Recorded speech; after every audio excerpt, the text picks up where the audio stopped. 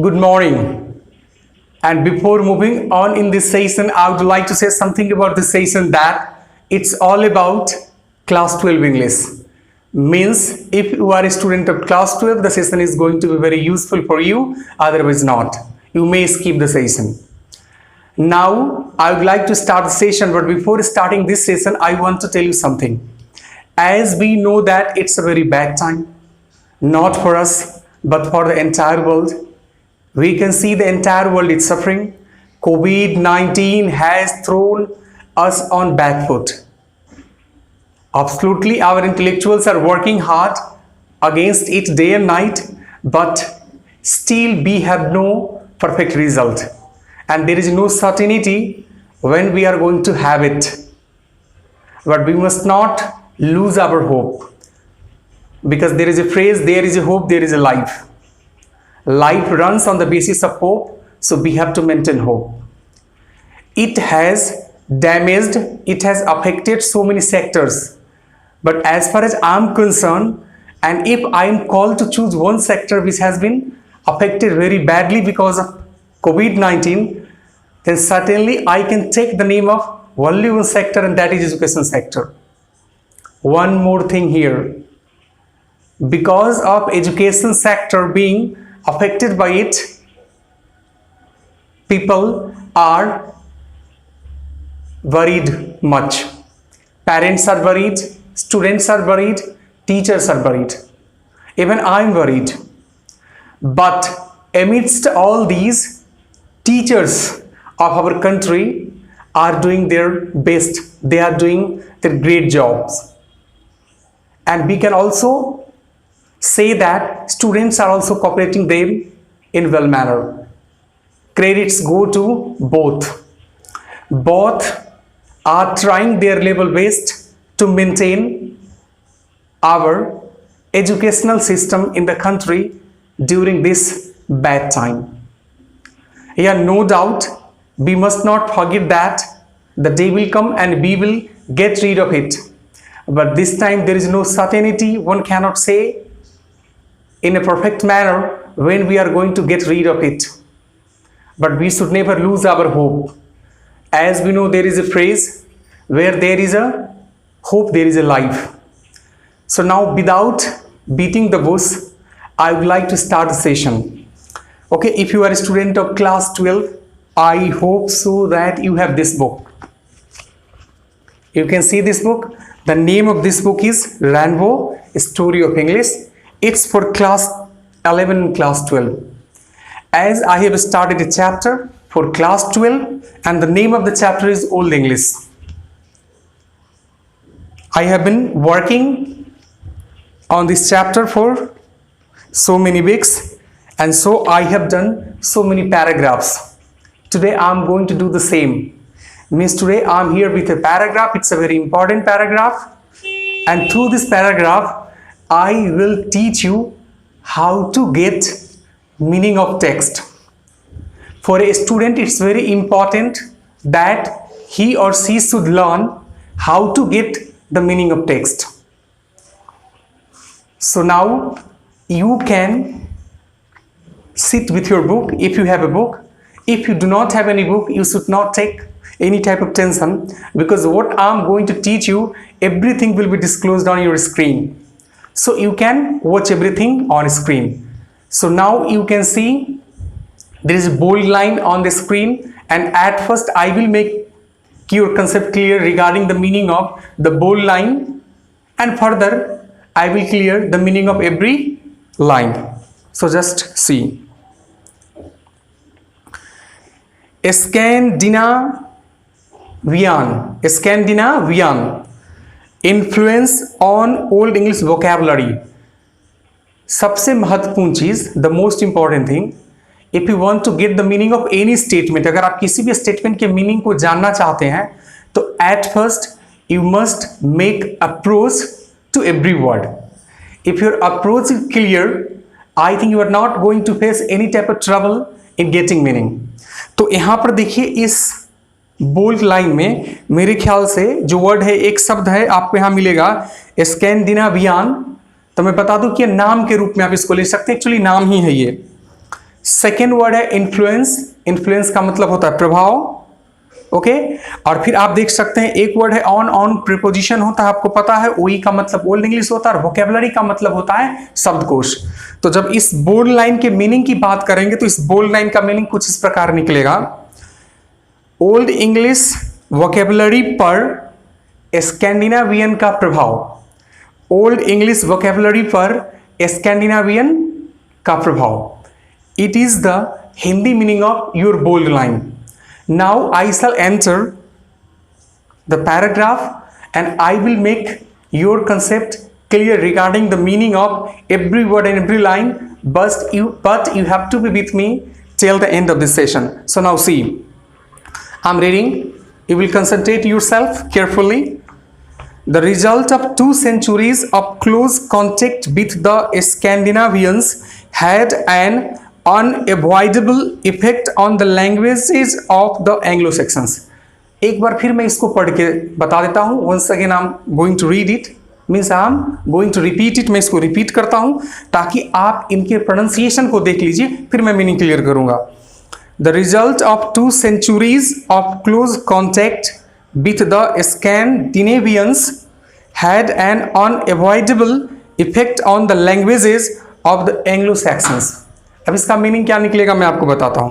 सबसे पहले एक शब्द आप यहां पर देख सकते हैं, क्लोज कॉन्टेक्ट। मुझे बताइए क्लोज कॉन्टेक्ट का मतलब क्या होता है। क्लोज का मतलब होता है नजदीकी और कॉन्टेक्ट का मतलब होता है संपर्क, नजदीकी संपर्क, नजदीकी रिश्ता जिसको बोलते हैं। अच्छा, 2 सेंचुरीज का मतलब क्या हो गया, 200 साल, 2 शताब्दी आप इसको बोल सकते हैं, ठीक है। रिजल्ट का मतलब होता है परिणाम।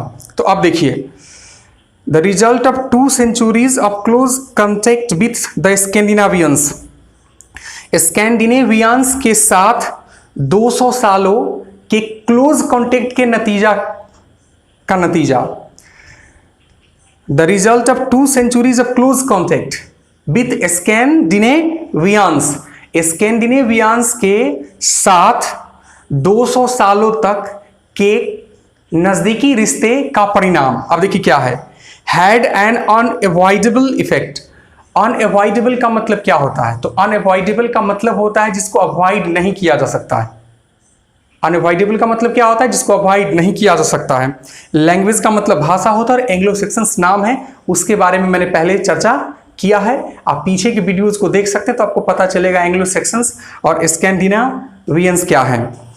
अब पूरे लाइन के मीनिंग को मैं एक बार क्लियर करता हूं। The result of 2 centuries of close contact with the Scandinavians had an unavoidable effect on the languages of the Anglo-Saxons।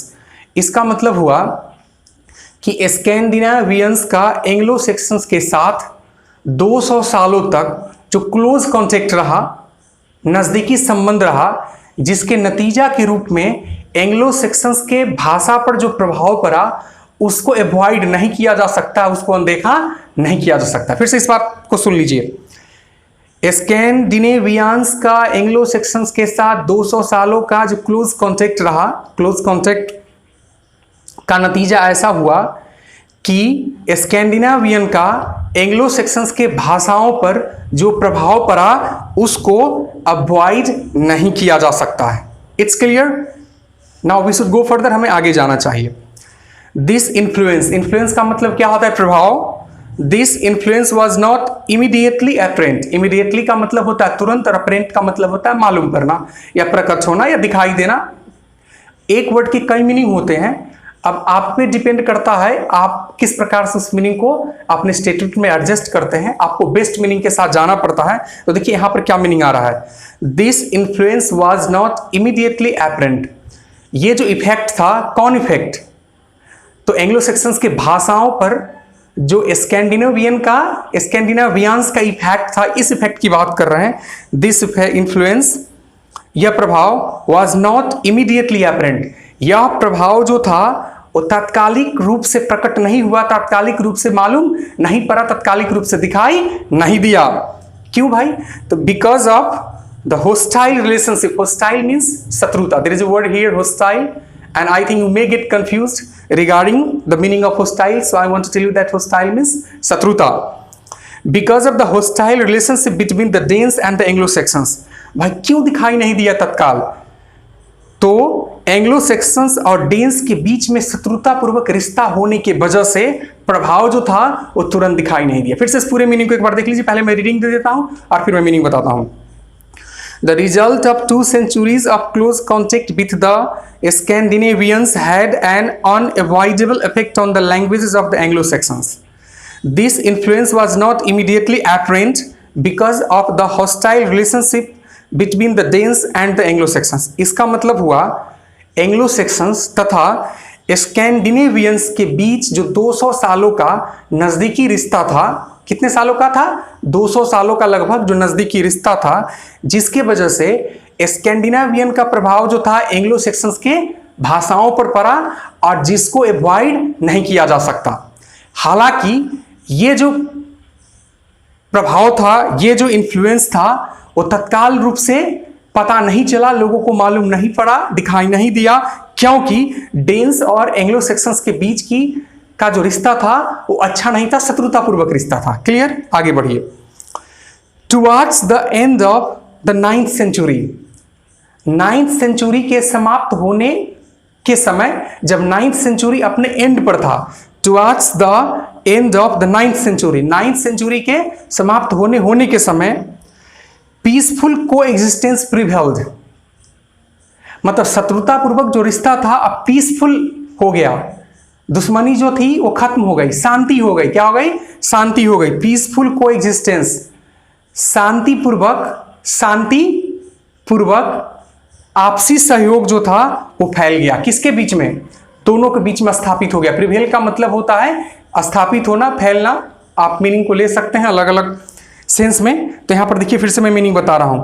Towards the end of the 9th century, 9th century के end होने तक, when the 9th century was to end, जब खत्म होने को था, peaceful को existence, शांतिपूर्वक आपसी संबंध, आपसी सहयोग, प्रिवेल्ड, फैल गया, स्थापित हो गया। किसके बीच में? तो डेन्स और एंग्लो सेक्शंस के बीच में। हालांकि डेन्स और एंग्लो सेक्शंस के बीच के रिश्ते कैसे थे? तो दोनों के बीच के रिश्ते जो थे वो दुश्मनी वाला रिश्ता था, दोनों एक दूसरे के दुश्मन थे। लेकिन 9th सेंचुरी के एंड में आकर के दोनों के रिश्ते में सुधार आ गया।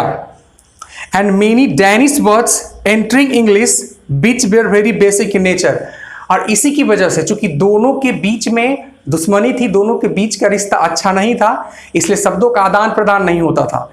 जैसे ही 9th सेंचुरी का एंड आया तो दोनों के बीच के रिश्ता में सुधार आया, जिसकी वजह से अनेकों डैनिश वर्ड जो थे इंग्लिश में प्रवेश कर गए, जो बेसिक वर्ड्स थे, छोटे वर्ड्स थे, आसान वर्ड्स थे। बेसिक वर्ड्स कहने का मतलब डेली जीवन में यूज होने वाले शब्द थे। दैनिक जीवन में हम जिस तरह के शब्दों का यूज करते हैं वैसे शब्द थे। These words entered through everyday interaction, ये जो शब्द थे डैनिश वर्ड्स जो एंटर किए थे वो एवरीडे के इंटरेक्शन, मतलब दैनिक कार्यों के माध्यम से, यानी दैनिक जीवन में जिन मूल शब्दों का हम प्रयोग करते हैं वैसे ही शब्द प्रवेश किए थे। Some of these words are, जिसमें से कुछ वर्ड्स हैं birth, bank, bull, call, clip, die, drag, egg, fellow, gap, give, get, guess, harbour, hit, hell, ill, kid, knife, leg, low, meek, muck, odd, race, raise, root, rotten, scare, score, seat, sister, sky, sly, tight, trust, want, weak, window. एक बार से मैं पूरे को पढ़ देता हूं, पढ़ने के बाद इस पूरे के मीनिंग को एक बार मैं बता देता हूं ताकि आप बार बार इसको प्रैक्टिस कर सकते हैं। You can do by yourself, खुद से आप प्रैक्टिस कर सकते हैं। चलिए एक बार मैं पढ़ के दिखा देता हूं। Scandinavian influence on old English vocabulary, इसका मतलब मैंने आपको बता दिया कि ओल्ड इंग्लिश के शब्दकोश पर स्कैंडिनेवियन का प्रभाव। The result of 2 centuries of close contact with the Scandinavians had an unavoidable effect on the languages of the Anglo-Saxons. Anglo-Saxons के साथ स्कैंडिनेवियंस के 200 सालों के क्लोज कॉन्टेक्ट होने की वजह से जो स्कैंडिनेवियन का इफेक्ट था एंग्लो-सैक्सन्स के भाषाओं पर, उसको अवॉइड नहीं किया जा सकता। This influence was not immediately apparent because of the hostile relationship between the Danes and the Anglo-Saxons. यह जो प्रभाव था वह प्रभाव तत्काल रूप से नहीं पता चला क्योंकि डेन्स और एंग्लो सेक्शंस के बीच में शत्रुतापूर्वक रिश्ता था।